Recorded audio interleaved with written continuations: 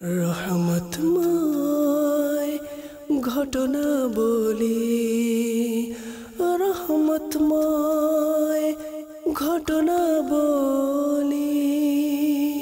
আলহামদুলিল্লাহি রাব্বিল আলামিন ওয়াসসালাতু ওয়াসসালামু আলা সাইয়্যিদিল মুরসালিন আম্মা বা'দ ফাআউযু বিল্লাহি মিনাশ শাইতানির রাজীম বিসমিল্লাহির রহমানির রহিম আসসালাতু ওয়াসসালামু আলাইকা ইয়া রাসূলুল্লাহ ওয়া আলা আলিকা ওয়া আসহাবিকা ইয়া হাবিবাল্লাহ আসসালাতু ওয়াসসালামু আলাইকা ইয়া নবিয়াল্লাহ ওয়া আলা আলিকা ওয়া আসহাবিকা ইয়া নূরাল্লাহ। যারা এই মুহূর্তে টিভি সিটের সামনে রয়েছেন সকলকে জানাই অনুষ্ঠান রহমতময় ঘটনাবলিতে আরও একবার স্বাগত। আমরা এই অনুষ্ঠানে কিছু বুজুর্গানে কিরামের রহমতময় ঘটনা শ্রবণ করে থাকি, বাণী শ্রবণ করে থাকি, সংক্ষিপ্ত জীবনীও শ্রবণ করে থাকি। আজকেরও ব্যত্যয় ঘটবে না ইনশাআল্লাহ। আমরা আজকের একজন বিশেষ বুজুর্গ রহমতুল্লাহ তাআলা আলাইহি এনার জীবনী, বাণী সমগ্র এবং রহমতের ঘটনা শ্রবণ করব। পাশাপাশি ঘটনা থেকে শিক্ষণীয় কিছু মাদানী ফুল আমরা শ্রবণ করার চেষ্টা করব। তো আসুন শুরুতেই আমরা ভালো ভালো কিছু নিয়ত আমরা করে নিই। হাদিস শরীফে রয়েছে নিয়াতুল মুমিনি খায়রুম মিন আমালিহি, মুসলমানের নিয়ত তার আমলের চেয়ে উত্তম। আল্লাহ ও তার রাসূল সাল্লাল্লাহু আলাইহি ওয়াসাল্লামের সন্তুষ্টি অর্জন এবং সওয়াব অর্জনের নিয়তে শুরু থেকে শেষ পর্যন্ত অনুষ্ঠান দেখার নিয়ত করে নিই। শিক্ষণীয় মাদানী ফুলগুলো নিজে শিখব, অন্যের নিকট পৌঁছিয়ে সওয়াব অর্জন করব। যখন সাল্লু আলাল হাবিব বলা হবে তখন আমরা যে কোনো একটি দুরুদে পাক পাঠ করব ইনশাআল্লাহ তাআলা। আসুন, দুরুদে পাকের অগণিত ফজিলাত এবং বারাকাত রয়েছে, আমরা শুনেই থাকি। আজকেরও বারাকাতের নিয়তে, রহমতের নিয়তে আসুন দুরুদে পাকের ফজিলত আমরা শ্রবণ করিনি। হাদিস শরীফের মধ্যে রয়েছে রহমাতুল আলামিন শাফিউল মুজনিবিন হুজুর সাল্লাল্লাহু তাআলা আলাইহি ওয়া আলিহি ওয়াসাল্লাম ইরশাদ করেছেন, যে ব্যক্তি আমার উপর একবার দুরূদ শরীফ পাঠ করবে আল্লাহ পাক তার উপর 10 বার রহমত বর্ষণ করে। আর এই দুরুদে পাক আমার কাছে পৌঁছানোর জন্য একজন ফেরেশতা নিযুক্ত রয়েছে। সাল্লু আলাল হাবিব সাল্লাল্লাহু তাআলা আলা মুহাম্মদ সাল্লাল্লাহু তাআলা আলাইহি ওয়া আলিহি ওয়াসাল্লাম। আজকের আমরা ইনশাআল্লাহ তাআলা হযরত সাইয়্যিদুনা আবু আলী হাসান বিন ঈসা নিশাপুরী রহমতুল্লাহি তাআলা আলাইহি এনার সম্পর্কে কিছু আলোচনা আমরা শ্রবণ করব ইনশাআল্লাহ।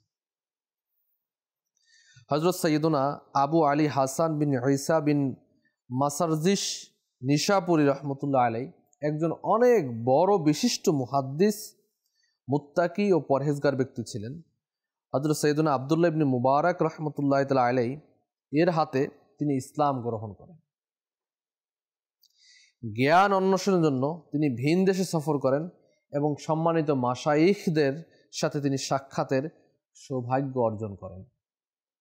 ইসলাম গ্রহণের পূর্বে তিনি খ্রিস্টান ধর্মাবলম্বী ছিলেন। তার ইসলাম গ্রহণের ঘটনাটি কিছুটা এরকম।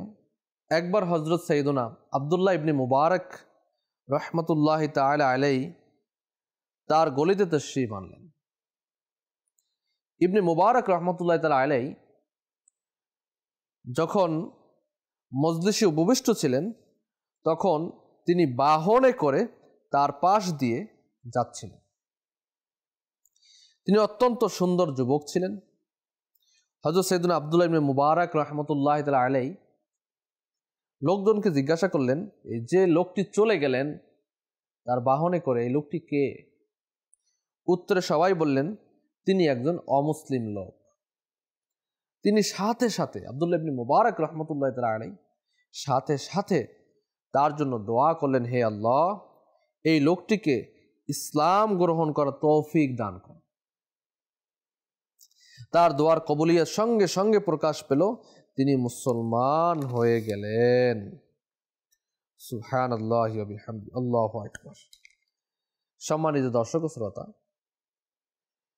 এখানে একটি ঘটনা যা আমরা শ্রবণ করেছি, এখান থেকে কিন্তু বিশেষ একটি টিপস আমরা নিতে পারি, আর তা হচ্ছে কি, হযরত সৈয়দনা আব্দুল্লাহ ইবনে মুবারক রহমতুল্লাহ তাআলা আলাইহি তিনি দোয়া করলেন ওই অমুসলিম ব্যক্তির জন্য, যিনি সৈয়দনা আলী হাসান বিন ঈসা নিশাপুর রহমতুল্লাহ, তিনি যখন অমুসলিম ছিলেন তখন তার জন্য দোয়া করেন, আল্লাহ তাকে ঈমানের দৌলত দান করো,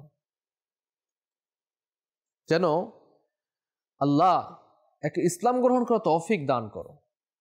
আব্দুল্লাহ ইবনে মুবারক রহমতুল্লাহ তাআলা আলাইহি ইনার দোয়া করার ফসল দেখুন, দোয়া কবুলিয়াতের সময় দেখুন, না আল্লাহর ওলি দোয়া কবুল হয়ে থাকেন। আব্দুল্লাহ ইবনে মুবারক রহমতুল্লাহ তাআলা অনেক বড় আল্লাহর ওলি ছিলেন এবং হাদিস বিশারদ ছিলেন, এবং তিনি যখন দোয়া করলেন তার জন্য, তো আল্লাহ রাব্বুল আলামিন তার দোয়াকে কবুল করলেন এবং তিনি মুসলমান হয়ে গেলেন। এরপরে এই আলী হাসান বিন ঈসা বিন মাসারজিস নিশাপুর রহমতুল্লাহ আলাইহি অনেক বড় একজন বিশিষ্ট মুহাদ্দিসে রূপান্তরিত হলেন, মুত্তাকি পরহেজগার ব্যক্তি হিসাবে উনি সমাজে প্রতিষ্ঠিত হলেন এবং আল্লাহ তাআলার নৈকট্যশীল বান্দাদের মধ্যে উনি নাম লিখান। এখানে যে ব্যাপারটি নিয়ে ইনশাআল্লাহ কিছুটা আলোচনা করা আমাদের দরকার এবং আমাদের জানাও দরকার, তা হচ্ছে দোয়া। আব্দুল্লাহ ইবনে মুবারক রহমতুল্লাহ তাআলা আলাইহি দোয়া করলেন আর দোয়া কবুল হয়ে গেল। আমরাও অনেকে দোয়া করি, অভিযোগও পেশ করে থাকি, হ্যাঁ আমি এত বছর ধরে দোয়া করতেছি, আমার দোয়া কবুলই হয় না, আল্লাহ তাআলা আমার দোয়া কবুল করেন না। এভাবে করে আমরা কিন্তু বলতে থাকি, আমি সেই দোয়া করলাম, তো এই দোয়া করলাম, তো ওই দোয়া করলাম, আমার দোয়া কবুল হচ্ছে না। তো এই দোয়া করার কিছু পদ্ধতি রয়েছে, দোয়া করার আদব রয়েছে, দোয়া কিভাবে আমরা করব, দোয়া কখন করব, কোন কোন দোয়া করব, কি জন্য করব, কোন কোন দোয়া করা নিষেধ রয়েছে, এ ধরনের একটা অনেক বড় একটি ইলম, মানে অনেক ইলম রয়েছে এই দোয়ার ব্যাপারে। আল্লাহু আকবার। দাওয়াত ইসলামীর রিসার্চ সেন্টার যে আল মদিনাতুল ইলমিয়া রয়েছে, এই আল মদিনাতুল ইলমিয়া থেকে একটি কিতাব ছাপানো হয়েছে, দোয়ার আদব। এই দোয়ার আদবের মধ্যে অনেকগুলো গুরুত্বপূর্ণ বিষয় দিয়েছেন। আমি শুরুতেই একটি হাদিস শরীফ দ্বারা শুরু করতে চাই। মুসলিম শরীফের মধ্যে এই হাদিস শরীফটি রয়েছে, আর তা হচ্ছে হযরত সাইয়্যিদুনা আনাস রাদিয়াল্লাহু তাআলা আনহু তিনি বলেন, একবার রাসূলুল্লাহ সাল্লাল্লাহু আলাইহি ওয়াসাল্লাম এক ব্যক্তিকে দেখতে গেলেন, অসুস্থ ছিলেন, দেখতে গেলেন। দেখতে যাওয়া সুন্নতে মুবারাকা, কেউ অসুস্থ হলে তাকে দেখতে যাওয়া, তার সেবা করা, শুশ্রূষা করা, তার প্রতি সহানুভূতিশীল হওয়া, এটা কি সুন্নতে মুবারাকা। তো প্রিয় নবী সাল্লাল্লাহু আলাইহি সাল্লাম যখন ওই ব্যক্তিকে দেখতে গেলেন, যে অনেক দুর্বল হয়ে গিয়েছিল, নবী পাক সাল্লাল্লাহু আলাইহি সাল্লাম ইরশাদ করলেন, তুমি কি আল্লাহ তাআলার নিকট কোনো দোয়া করেছিলে? ওই ব্যক্তি আরজ করলো, জি হ্যাঁ, আমি এই দোয়া করেছিলাম যে হে আল্লাহ, যদি তুমি আমাকে আখিরাতে কোনো শাস্তি প্রদানকারী হও তবে তা দুনিয়াতেই দিয়ে দাও। এই দোয়া কিন্তু আমরা অনেকেই করে থাকি, যে আল্লাহ আখিরাতে কাদাইও না, দুনিয়াতে কাদাইয়া নাও, এরকমের আমরা অনেক সময় বলে থাকি।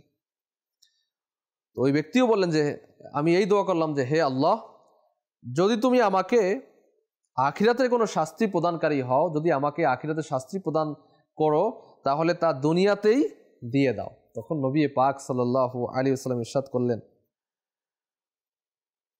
যে তুমি তা সহ্য করার ক্ষমতা রাখো না।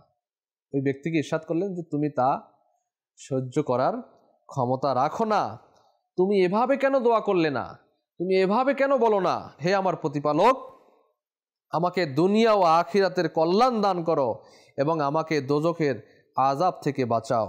অতঃপর হুজুরপুর নূর সাল্লাল্লাহু আলাইহি ওয়াসাল্লাম তার জন্য দোয়া করলেন, তখন আল্লাহ তাআলা তাকে আরোগ্য দান করলেন। এখানে কিন্তু দোয়া করার একটি অনেক বড় হিকমত এবং আপনার টিপস যা নবী পাক সাল্লাল্লাহু আলাইহি ওয়াসাল্লাম আমাদেরকে দিয়েছেন, যে এভাবে দোয়া করা যে হে আমার প্রতিপালক, হে আমার আল্লাহ, আমাকে দুনিয়া ও আখিরাতের কল্যাণ দান করো, দুনিয়াতেও কল্যাণ, আখিরাতেও কল্যাণ, এবং আমাকে দোজখের আযাব থেকে বাঁচাও। আমরা যেভাবে শুনলাম, আব্দুল্লাহ ইবনে মুবারক রহমতুল্লাহ আলাই দোয়া করলেন, দোয়া কবুল হয়ে গেল। আর সৈয়দুনা আলী হাসান বিন ঈসা নিশাপুরি রহমতুল্লাহ আলাই, ইনি আগে অমুসলিম ছিলেন, মুসলমান হয়ে গেলেন দোয়ার বদৌলতে। নবী পাক সাল্লাল্লাহু আলাইহি ওয়াসাল্লাম দোয়া করেছিলেন সৈয়দুনা ওমর বিন খাত্তাব রাদিয়াল্লাহু তাআলা আনহু, এনার জন্য। তিনি ইসলামের সুস্থ ছায়াতলে চলে আসলেন। আল্লাহু আকবার। এভাবে করে আমাদের পূর্ববর্তী বুজুর্গানে কিরামগণ কত দোয়া করেছেন, দোয়ার ফল হয়েছে। আল্লাহ, তো আমরা অনেকে দোয়া করি, দোয়ার ফল আমরা পেয়ে যাই। দোয়ার গুরুত্ব কিন্তু অনেক অনেক বেশি, অনেক বেশি, অনেক বেশি। আমরা আল্লাহ তাআলার নিকট কি, কোন শব্দ দ্বারা কিভাবে চাইতে হবে তার গুরুত্বের অনুমান আমরা যে হাদিস শরীফ শ্রবণ করেছি এ দ্বারা বোঝা যায়। আমাদের সৃষ্টিকর্তা ও প্রতিপালক কিরূপ দয়ালু, যে প্রার্থনাকারীদের প্রতি সন্তুষ্ট হন এবং প্রার্থনা না করা ব্যক্তিদের আযাব দান করেন। তাই আমাদের উচিত আল্লাহ তাআলার নিকট নিজের চাহিদা এবং কল্যাণ প্রার্থনা করতে থাকা। আল্লাহ তাআলার নিকট কল্যাণ প্রার্থনা করাকে দোয়া বলা হয়। এবং দোয়া শুধু ইবাদত নয়, বরং নবী পাক সাল্লাল্লাহু আলাইহি ওয়াসাল্লাম ইরশাদ করেন, দোয়া হচ্ছে ইবাদতের মগজ বলা হয়। আমাদের সমস্ত শরীরের একটা অংশ হচ্ছে মগজ।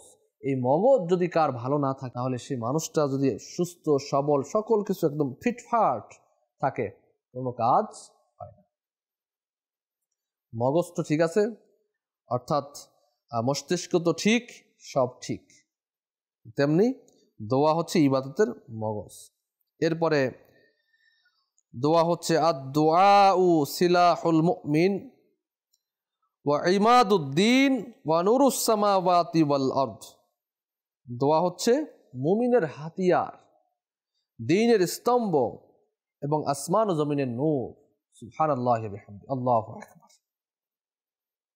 দোয়া এমন এক ইবাদত যা এই বিষয়ে অনুভূতি প্রদান করে যেন বান্দা আল্লাহ তাআলার সাথে কথোপকথন করছে। আল্লাহ, আল্লাহ আমার এই সমস্যা দূর করে দাও, আল্লাহ আমার ওই সমস্যা দূর করে দাও, আল্লাহ আমাকে বেহিসাব মাগফিরাত দান করো, আল্লাহ আমাকে দোজখের আযাব থেকে বাঁচাও, পেরেশানিগুলোকে দূর করে দাও, ভাগ্যে জান্নাত লিখে দাও, নবী পাকের দিদার নসিব করে দাও, মক্কা মদিনায় হাজিরি নসিব করে দাও। এই যে কথাগুলো বলছি, আল্লাহ তাআলার সাথে কথোপকথন হচ্ছে। সুবহানাল্লাহি ওয়া বিহামদিহি। আর এটা হচ্ছে দোয়ার মাধ্যমে। আল্লাহ আল্লাহ, সুবহানাল্লাহ, আল্লাহু আকবার, আল্লাহু আকবার। তাই দোয়ার মাধ্যমেই বান্দা আল্লাহ তাআলার দরবারে নিজের চাহিদা, প্রয়োজনীয়তা উপস্থাপন করে। দোয়া বান্দাকে তার দয়ালু প্রতিপালক আল্লাহ তাআলার নিকট পৌঁছিয়ে থাকে, তার দরবারে নম্রতা করিয়ে থাকে এবং তার মহত্বে বাক্য পাঠ করিয়ে থাকে। যাকে দোয়ার তৌফিক দেয়া হয়েছে তাকে অনেক বড় কল্যাণের তৌফিক দেয়া হয়েছে এবং তার জন্য কল্যাণের দরজা খুলে দেয়া হয়েছে। আর যার জন্য দোয়ার দরজা বন্ধ হয়ে গেছে তার জন্য কল্যাণ ও নিরাপত্তার দরজাও বন্ধ হয়ে গেছে। এজন্য আমাদের দোয়া করা উচিত, ভালো ভালো নিয়ত সহকারে দোয়া করা উচিত। আর আপনার দোয়া যে আমরা করব, এই দোয়ার মধ্যে অনেকগুলো জিনিস, আমি সংক্ষিপ্ত যেহেতু অনুষ্ঠানের সময় আমাদের শর্টকাট হয়ে থাকে, কিছু বিষয় আমি বলার চেষ্টা করব, যার কারণে দোয়াগুলো যথাযথ করার যদি আমাদের তৌফিক হয়ে যায়। দোয়া করার কিছু আদব উলামায়ে কেরাম বয়ান করেছেন। যেভাবে করে বলা হয়েছে, পবিত্র হওয়া, ওযু সহকারে দোয়া করা, কিবলামুখী হয়ে দোয়া করা, পরিপূর্ণ মনোযোগ সহকারে দোয়া করা। তো দোয়ার মধ্যে মনোযোগী হয়ে দোয়া করা, দোয়ার শুরু ও শেষে নবী পাক সাল্লাল্লাহু তাআলা আলাইহি ওয়া আলিহি ওয়াসাল্লামের প্রতি দুরূদ শরীফ পাঠ করা। কেননা হাদিস শরীফে আসছে, যেই দোয়ার মধ্যে দুরূদে পাক পাঠ করা হয় না, সেই দোয়া আসমান এবং জমিনের মধ্যবর্তী স্থানে ঝুলন্ত অবস্থায় থাকে। দোয়া যখন আমরা করব তখন এই যে আদব বর্ণনা করা হচ্ছে, দোয়ার সময় হাতকে আসমানের দিকে তোলা, আসমানের দিকে তোলা হাতকে, কেন দোয়ার কিবলা হচ্ছে আসমান। আমরা অনেকে এমনি করে দোয়া করি, আবার হাত এমনি এমনি করতে থাকি, আবার এমনি বসে থাকি, আবার এমনি করি, এমনি করি, এরকমের নয়। দোয়া করার সময় হাতকে আমরা কিভাবে রাখবো, এই ব্যাপারে আসছে যে দোয়া করার সময় আসমানের দিকে হাত উঠাতে হবে। আর সৈয়দুনা আল্লামা ইসমাইল হাক্কি রহমতুল্লাহ আলাইহি বলেন, উত্তম হলো দোয়ায় উভয় হাতকে প্রসারিত করে এবং মাঝখানে দূরত্ব রাখুন, যদিও বা সামান্য হোক, হাতের উপর হাত রাখবেন না। যে হাত যখন আমরা উঠাবো, এই হাতকে বুক বরাবর, প্রথমত তো হাতকে আমরা আসমানের দিকে এভাবে করলাম, মাঝখানে এই যে দুই হাতের মাঝখানে কিছুটা ফাঁক রাখার জন্য বলা হয় ইসমাইল হকি রহমতুল্লাহ আলাই, কিছুটা আপনি কিছু রাখলেন অথবা এরকম রাখলেন, এভাবে রাখার পরে হাতকে বুক বরাবর, কাঁধ বরাবর, চেহারা বরাবর অথবা এত উঁচা যেন বগলের আপনার সাদা অংশ দেখা যায় অর্থাৎ প্রকাশ পায়, এই 4টি অবস্থাতেই আপনার দোয়া করা উচিত। অর্থাৎ প্রথমত বুক বরাবর, কাঁধ বরাবর, চেহারা বরাবর এবং এত উঁচু যাতে হাত প্রসারিত হয়ে যায়, বগল প্রকাশিত হয়ে যায়, এভাবে দোয়া করার জন্য বলা হয়েছে। হাতের 4টি অবস্থাতে হাতের তালুদ্বয়কে আসমানের দিকে এভাবে সরিয়ে রাখুন, কেননা দোয়ার কিবলা হলো আসমান। এভাবে করে আমরা দোয়া করব এবং দোয়া করার সময় আমরা নিজের জন্য তো করবই, পাশাপাশি মুসলমান উম্মতের জন্য আমরা দোয়া করব, সমস্ত মুসলমানদেরকে দোয়ার মধ্যে অন্তর্ভুক্ত করব যে আল্লাহ আমাকে বিনা হিসাবে মাগফিরাত দান করো, মাফ করে দাও, সমস্ত মুসলিম উম্মাকে বিনা হিসাবে মাগফিরাত দান করে দাও। এভাবে করে দোয়ার মধ্যে নিজেকেও শামিল করা, পাশাপাশি কি অন্যান্য যারা রয়েছে তাদেরকেও শরিক করা, তাদের জন্য দোয়া করা। দোয়া কবুলের কিছু মুহূর্ত রয়েছে, যেমন জুমার দিন খুতবার সময় দোয়া, 2 খুতবার যে মাঝখানে সময়টা থাকে ওই সময় দোয়া কবুলের একটা উত্তম সময়। এরপরে বৃষ্টি বর্ষণের সময়, যখন বৃষ্টি হয় তখন দোয়া করা দোয়া কবুলের একটা সময়। ইফতারের সময় দোয়া কবুল হয়।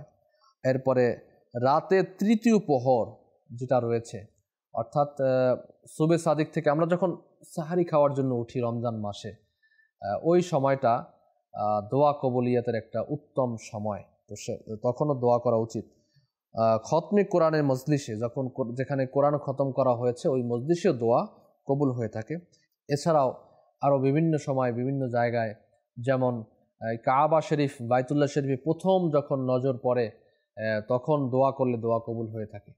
এভাবে করে আরও অনেক জায়গা রয়েছে যেই জায়গাসমূহতে দোয়া আল্লাহ তাআলা কবুল করে থাকেন। জুমার দিন এমন একটি মুহূর্ত রয়েছে যেই মুহূর্তে আল্লাহ তাআলা দোয়া কবুল করে থাকেন। আপনার কিছু কিছু বিষয় রয়েছে যেগুলোর ব্যাপারে দোয়া করা ঠিক না। নিজের আপনার দেখা যায় আম্বিয়া ইকরামের মর্যাদা প্রার্থনা করা, আসমানে ওঠার আকাঙ্ক্ষা প্রার্থনা করা, এমনকি উভয় জগতের সমস্ত কল্যাণ, সমস্ত গুণাবলী প্রার্থনা করাও নিষেধ। কেননা এই গুণাবলী সমূহ আম্বিয়া ইকরাম আলাইহিমুসসালাতুসসালামের মর্যাদার গুণাবলীও রয়েছে, যা অর্জন সম্ভব নয়। তো এরপরে আপনার যা অসম্ভব বা অসম্ভবের নিকটবর্তী এই দোয়া করা যাবে না। সর্বদার জন্য সুস্থতা ও নিরাপত্তা প্রার্থনা করা, যে বান্দা জীবনভর কখনো কোনো ধরনের কষ্টে না পড়ার এই অসম্ভব দোয়া করা, কেননা কষ্টের মধ্যে নিবেদিত হবে। মুমিন বান্দা মানেই কি কষ্টের মধ্যে নিবেদিত হবে, তাকে পরীক্ষা করানো হবে যাতে করে সে পরীক্ষায় সফলকাম হয়। গুনাহের জন্য দোয়া করা, আত্মীয়তা সম্পর্ক ছিন্ন করার দোয়া করা, তারপরে আপনার মোট কথা হচ্ছে এমন কিছু দোয়া না করা যেগুলো অসম্ভব বস্তু, যেগুলো পাওয়া সম্ভব নয়, যে এই দোয়াগুলো করা ঠিক না। বিপদ দোয়া করা, এগুলো করা ঠিক না। আরও অসংখ্য জিনিস রয়েছে যেগুলো মানে দোয়া করা ঠিক না। মৃত্যুর কামনা করা, ঘাবড়ে গিয়ে মৃত্যুর দোয়া না করা, মৃত্যু কামনা করার দোয়া আরও না করা। এভাবে আরও অনেকগুলো বিষয় রয়েছে যে বিষয়গুলো আপনার দোয়া করা, কোনো অমুসলিম কাফির মুশরিকদের জন্য দোয়া করা যাবে না। তো এভাবে করে আরও অনেকগুলো আপনার রয়েছে যেগুলোর মাধ্যমে দোয়া করা ঠিক না, যেগুলোর জন্য দোয়া করা ঠিক না। এই বিষয়গুলো লক্ষ্য রেখে যদি আমরা দোয়া করি ইনশাআল্লাহ তাআলা, আল্লাহ চাহে তো আমাদের দোয়া কবুল হবে। আরেকটি জিনিস হচ্ছে, দোয়া কবুল না হলে এর প্রতি আফসোস না করা। কালকে আমাদের দিন যারা দোয়া করেছেন দুনিয়াতে কবুল হয়নি, তাদের অনেক সওয়াবের ভান্ডার দেখা যায়। তো যাদের দোয়া কবুল হয়েছিল তারা আফসোস করবে যে আল্লাহ আমার দোয়াও যদি দুনিয়াতে কবুল না হতো, তাহলে তো আখিরাতের মধ্যে এর কল্যাণগুলো, সওয়াবের ভান্ডারগুলো পেয়ে যেতাম। যাই হোক, আরও বিস্তারিত জানার জন্য মাকতাবাতুল মদিনা কর্তৃক প্রকাশিত একটি কিতাব দোয়ার আদব, এই পুস্তিকাটি আমরা মাকতাবাতুল মদিনা থেকে নিয়ে নেই। নিয়ে আমরা অধ্যয়ন করি ইনশাআল্লাহ আরও অনেক বিষয় আমরা জানতে পারব। এছাড়া www.dawatiislami.net আমাদের ওয়েবসাইট ভিজিট করুন। বুকস লাইব্রেরি রয়েছে, এর মধ্যে বাংলা ল্যাঙ্গুয়েজ সিলেকশন করুন। এর মধ্যে ইনশাআল্লাহ তাআলা এই কিতাবটিও ফ্রিতে ডাউনলোড করে আপনি পিডিএফ রিডার দিয়ে আপনার মোবাইল, স্মার্টফোন, ট্যাবলেট, পিসিতে পড়তে পারবেন ইনশাআল্লাহ তাআলা। তো আমরা শুনছিলাম সৈয়দনা আবু আলী হাসান বিন ঈসা নিশাপুরী রহমতুল্লাহ আলাইহি এর যে ইসলাম গ্রহণের ঘটনাটা শ্রবণ করলাম, পাশাপাশি এর মাঝখানে আমরা কিছু দোয়ার আদব সম্পর্কে জেনে নিলাম। তো আসুন আমরা ওনার রহমতের ঘটনা আমরা শ্রবণ করি। সৈয়দনা ইমাম আবু আবদুল্লাহ শামসুদ্দিন মুহাম্মদ বিন আহমদ জাহাবি রহমতুল্লাহ তাআলা আলাইহি লিখেছেন যে হযরত সৈয়দনা মুহাম্মদ বিন মুআম্মাল রহমতুল্লাহ আলাইহি বর্ণনা করেন যে সৈয়দনা আবু ইয়াহইয়া বাজ্জাই রহমতুল্লাহ আলাইহি হযরত সৈয়দনা কাজী আবু রাজ্জা রহমতুল্লাহ আলাইহিকে বললেন, আমিও সেসব লোকদের একজন যারা হযরত সৈয়দনা হাসান বিন ঈসা রহমতুল্লাহ আলাইহি এর সাথে তার ইন্তেকালের বছর হজ করেছিলাম। আমি আমার উট নিয়ে ব্যস্ত থাকার কারণে তার জানাজায় অংশগ্রহণ করতে পারিনি। আমি স্বপ্নে দেখে তাকে জিজ্ঞাসা করলাম, মা ফাআলাল্লাহু বিকা, আল্লাহ তাআলা আপনার সাথে কিরূপ আচরণ করেছেন?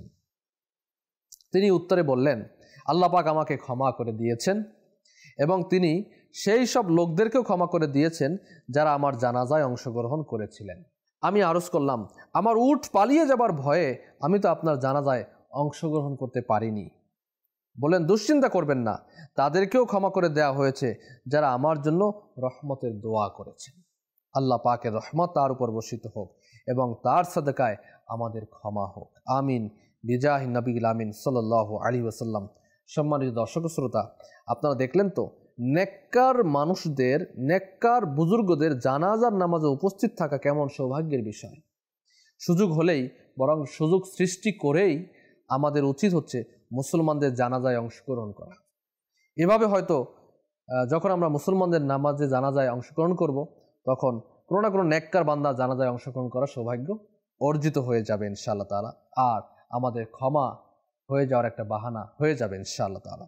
মহান দয়াময় আল্লাহ তাআলার দয়ার উপর কুরবান, যখন তিনি কোনো মৃত ব্যক্তির গুনাহ মাফ করে দেন, তখন তার জানাজায় অংশগ্রহণ করা লোকদেরও ক্ষমা করে দেন। যেমন সৈয়দনা আব্দুল্লাহ ইবনে আব্বাস রাদিয়াল্লাহু তাআলা আনহুমা থেকে বর্ণিত, প্রিয় আকা মক্কি মাদানী দাতা হুজুরপুর নূর সাল্লাল্লাহু আলাইহি ওয়াসাল্লাম ইরশাদ করেন, মুমিনের জন্য তার মৃত্যুর পরপরই সর্বপ্রথম এই প্রতিদান রয়েছে যে তার জানাজায় অংশগ্রহণকারী সবাইকে ক্ষমা করে দেয়া হয়। সুবহানাল্লাহি ওয়া বিহামদি। আল্লাহ তাআলা আমাদেরকে মুসলমানদের জানাজার মধ্যে অংশগ্রহণ করা তৌফিক দান করুন। আজকের আমরা যা কিছু শ্রবণ করেছি, আল্লাহ তাআলা এর উপর আমল করা তৌফিক দান করুন। আগামী পর্বে আমরা অন্য কোনো বুজুর্গ রহমতুল্লাহ আলাইহির জীবনী রহমতের ঘটনা নিয়ে উপস্থিত হব। ততক্ষণ সাথেই থাকুন, মাদানী চ্যানেলের অন্যান্য প্রোগ্রামগুলো দেখতে থাকুন। ভালো থাকুন, সুস্থ থাকুন, এই কামনায় আজকের এখানেই বিদায় নিব। সাল্লু আলাল হাবিব সাল্লাল্লাহু তাআলা আলা মুহাম্মদ সাল্লাল্লাহু তাআলা আলাইহি ওয়া আলিহি। রহমতময় ঘটনা বলি, রহমতময় ঘটনা বলি।